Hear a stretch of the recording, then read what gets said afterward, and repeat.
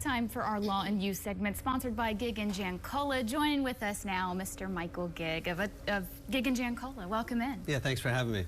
Mike, for people that aren't familiar of the types of law that you and your partner Chris practice, kind of let us know what it is that you do. Yeah, so I do most of our estates, estate planning, real estate, some other civil matters. Chris does most of our personal injury, workers' compensation, and Social Security. And together, you guys have years of experience. You come from a long line of men in your family, yeah, too. Yeah, my grandfather started the practice in 1940. My dad came in 1971, and then we've been at our current location right across from Mansion Park since 1982. So Very yeah, good. We've been around a while. Yeah, local guys, you know, hometown guys, helping hometown people. It's a great thing. So every week you guys answer a few different legal questions. People can write in, submit them here on the show. We've got one that I think you got a phone call recently. Someone called in and was asking this. So it says, my father and my stepmother are going through a divorce. My stepmother says she's his beneficiary of his estate if he dies. Will she get everything if he does die before the divorce is final? Yeah, this is actually a very good question. I've dealt with it I've answered this for several clients that have come in. So they're under the probate code. So the probate code is essentially the statute that is the law for estates, for anything estate related. There's a forfeiture provision under their section. And essentially, if there is a divorce, but it's not final by the time one of the spouses passes away. In order for the surviving spouse to not be able to inherit from the deceased spouse, there have to be grounds established for the divorce. And what that means is typically there's two ways divorces are filed in Pennsylvania. One is by mutual consent, and the second is based on like the 1-year separation, okay? That the parties have lived separate and apart for at least 1 year, okay, and that they acknowledge that the marriage is irretrievably broken, as they say.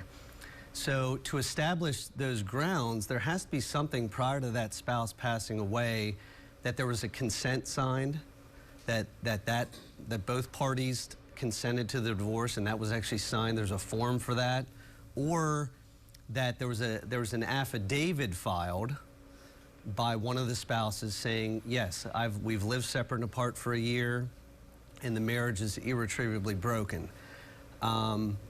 Those are the two ways. If that is not done, then grounds haven't been established for the divorce, and if that person passes away, then really they could still inherit because there's no finalized divorce. Another way that a spouse wouldn't be able to inherit, which I've never actually litigated this matter, but there's it's essentially neglect, or that they haven't provided for that spouse for at least a year prior to their death. That's usually where they've maybe separated, and maybe, again, I've never had to litigate it in court before, but I imagine some of the evidence would be that they started living with another person, something to that effect. Yeah. But there's those two portions where if you're still married, that spouse could not inherit. Is this different than a will or a prenup? Or kind of all in the same realm? Like you would establish something in your will that, your kids get it and not your No. That's a good question. I had that recently. So even if in your will, you have kids and you say everything goes to my kids in equal share, something to that effect, you don't mention your spouse at all. If grounds, something like that, grounds haven't been established, or some type of neglect hasn't been established, then they can take what's called a spousal election from the estate. Typically, that's a third of what the estate is worth. It can vary. There's little nuances to that, but you can't disinherit your spouse just by having a will saying my spouse gets nothing. A way you can do it is while both of you are alive, you can waive that spousal election in writing, which I've done before for clients. Okay. Usually maybe it's a second marriage where, they each have their own children. They want, if they're the ones to pass away and they have assets in their name, they want to go to their own kids.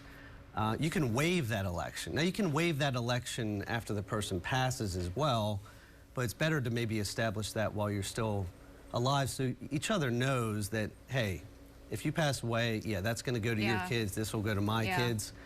But if that's not done and there's no finalized divorce, that spouse can take an election from the estate. Things you don't maybe want to think about, you know, but it could Right. happen and really end up being a sticky situation that attorneys have to comb through and sort, and I'm sure you're used to that. Yeah. If people have questions on this matter, they want to reach out, what's the best way to reach you? Either they can call our office at 814-946-1606 or through our website at gig-law.com. Perfect. Michael, thank you. Thank you.